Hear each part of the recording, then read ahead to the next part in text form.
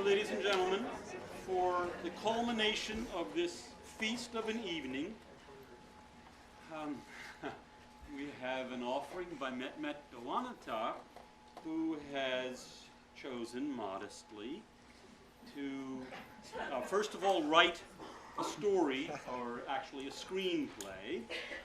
Secondly, to act, and I think it's fair to say star in the screenplay. Thirdly, to film the screenplay in which he is starring with the help of another filmer as well, to work with editing it and offering it to us tonight, a kind of composite, multi-dimensional human story.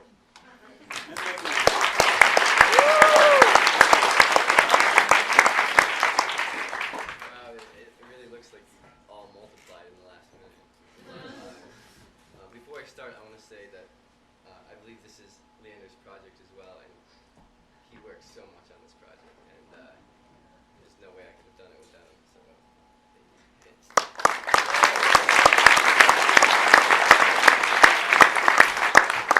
the reason I chose to create a short film for my senior project is because ever since I was young, I loved movies. I cherished them, and I always wanted to film in them. To star in them. And as I grew older, I began to realize that Hollywood for me was quite unrealistic, and the chances were I wasn't going to make it. That's when everyone goes, but I've seen warmer crowds. So I began exploring my other options for my future. So I left it behind, and for the senior project, I thought, this could be my one chance. So I also began wondering why I loved movies so much, and why I wanted to act, and why I wanted to become a movie star. And I found an answer, and I realized that the biggest reason is because of Green Meadows, their strict media policy. It's ironic. It's ironic, but it's true. The fact that watching a movie was such an aberration in my life, that it happened on such rare occasions, made it all the better. It made it so much more special. Like it was like a treat for me. And it's like giving a piece of candy to an 8-year-old once every 2 months, and then giving a piece of candy to another 8-year-old every single day of the year. The piece of candy for child number 1 is inevitably more delicious than the piece of candy for child number 2. And so this is what I experienced. So this is what I experienced when I watched movies. I was pulled in. I wanted to be in them. I wanted to be James Bond. I wanted to be Indiana Jones. I wanted to be a hitman. And